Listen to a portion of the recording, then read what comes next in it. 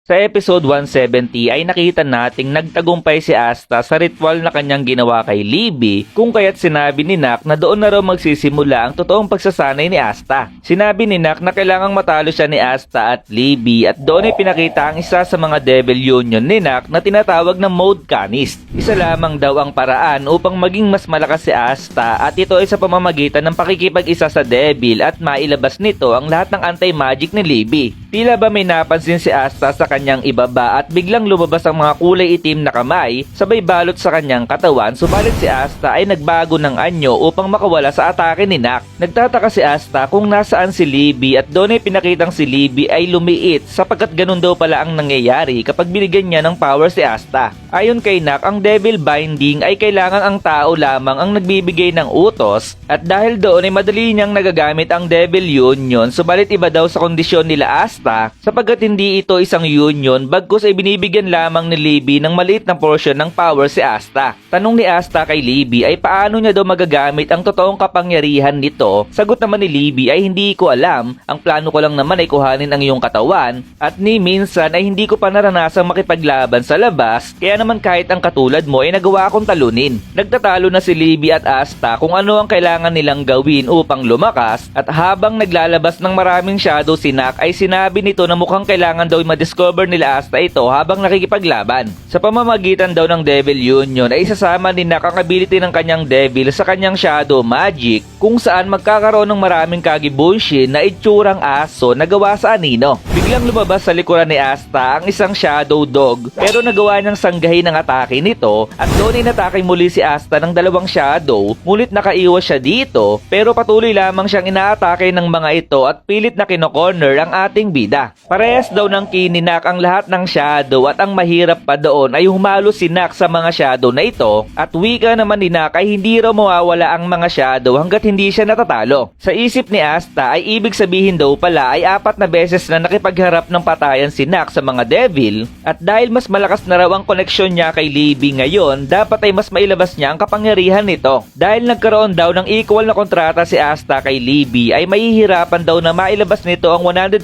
ng kanyang kapangyarihan kung kaya't dahil yun daw ang landas na tinaak ni Asta ay gamitin daw nito ang kapangyarihan na meron siya ngayon upang talunin daw siya sa laban. Masaya namang sumagot ng oo si Asta at ngayon daw ay lalagpasan niya raw ang kanyang limitasyon at doon ay nagpakawala ito ng flying slashes gamit ang espada ni Captain Yami na may pangalang Demon Slasher Katana. Ililigtas daw nila si Captain Yami at binanggit muli ni Asta ang paborito nilang linya. Sagot naman ni Nak ay hindi niya raw talaga gusto ang linya na yon. Sumunod ay pinakitang bagsak na si Libby at Asta at tila ba maraming beses nang natalo kay Nak at sa isip ni Asta ay sobrang lakas daw ni Nak dahil kahit ilang beses nilang subukan ay hindi niya nakikitang mananalo siya dito. Bukod pa raw doon ay hindi pa ito nagiging serious sa laban. Napatanong si Asta kung bakit hindi nila magawa ang Devil Union at kapag gamit niya daw ang kanyang black form ay nakukuha din ni Libby ang sugat na kanyang natatamo. Kaya naman kinain ng dalawa ang tinapi na gawa ng resistance upang gumaling ang kanilang mga sugat at ma-recover nila ang kanilang stamina. Niyaya ni Asta si Libby dahil may naiisip daw siyang magandang idea at sa isip naman ni Libby ay sa mga ganung pagkakataon ay 1 out of 10 ang posibilidad na maganda ang resulta sa gustong gawin nito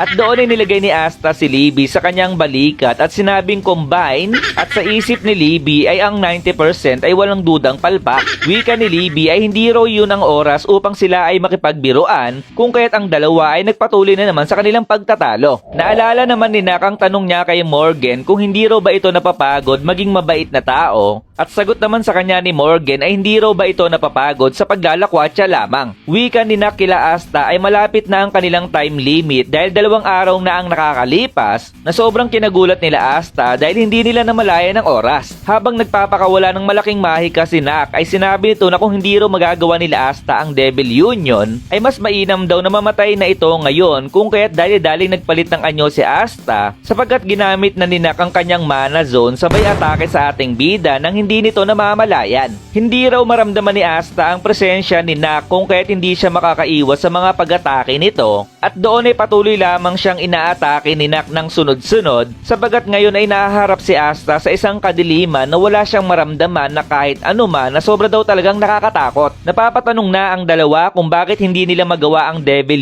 Union sapagat ayon kay Asta ay gusto niyang iligtas si Captain Yami samantalang si Libby ay gusto niyang maipaghiganti si Lisita kung kaya't ang dalawa ay nakapag-decide na hindi sila pwedeng mamatay sa mga oras na yon at doon ay nagulat si Nak sa kanyang nasaksihan sapagat isang bagong kapangyarihan ang nabuksan ng dalawa. Sumunod ay pinakita naman ng Spade Kingdom kung saan tinanong ni Zenon kung ano na ang lagay ng kanyang kapatid na si Dante at sagot naman ni Morris ay siya daw ang namamahala sa research ng Diamond Kingdom kung kaya't maganda raw ang pagpapagaling ni Dante at mas malakas na raw ito kay kukumpara dati. Si Merce daw ang dahilan kung bakit siya pinatalsik sa Diamond Kingdom kung kaya't nais niya daw na siya ay pagkatiwalaan at nagpapasalamat daw siya sa Dark Triad sapagkat mas nalilibang daw siya ngayon sa kanyang ginagawa. Habang nagpapagaling ay masaya namang sabi ni Dante na gusto niya raw makalabang muli si Asta. At tanong naman ni Zenon ay kamusta naman daw ang preparasyon na ginagawa ni Morris at sagot naman ni Morris ay mabuti naman dahil wala namang problema dito at doon ay pinakita ang isang malaking Ancient Devil. Balik tayo sa laban nila Asta ay makikita nating nabura ni Asta ang mana zone ni Nak samantalang si Nak ay makikitang tila ba nasira ang kanyang Devil Union. Ayon kay Nak ay sinadya nila Asta ang hindi siya patamaan nito at kahit hindi nasalat ng power nila Asta ang kanyang kamay ay nagawa nitong burahin ang kanyang Devil Union kung kaya't ang anti-magic daw talaga ay may potensyal upang maging pinakamalakas na magic sa lahat. Tinanggap ni Nak ang kanyang pagkatalo at wika naman ni Asta ay magmadali na raw sila upang umalis. Subalit sagot ni Nak ay hindi pa raw pero sagot muli ni Asta ay bakit naman nagawa naman namin ng Devil Union. Pero sagot muli ni Nak ay tiyak naman daw siyang alam nila Asta na hindi pa nila ganun kagamay ang kanilang Devil Union. Sumang-ayon naman dito si Libby at kung pupunta raw sila Asta sa laban ngayon ay para lamang silang magpapakamatay. At dahil alam ni Nak ang lahat ng tungkol sa mga members ng Black Bulls, ay tama raw si Asta simula pa noong una hanggang ngayon na kahit sinabi niya daw noon na hindi lahat ng tama ay nabibigyan ng pabuya, subalit nais niya daw mabigyan ng pabuya ang nasa tama. Kaya naman iiwanan niya daw ang isa sa kanyang mga devil at gagawin daw nila ang lahat hanggang makarating sila Asta sa laban, kung kaya't kailangan daw agad magamay nila Asta ang paggamit ng Devil Union upang makatulong agad sila sa laban. Sa bandang huli ay takot na sinabi ng devil ni Nak na siya raw ay mamamatay kung sakaling tamaan daw siya ng ataking ginawa ni Asta kanina kung kaya't nakakatakot daw talaga ang busy kapitan ng Black Bulls. So 3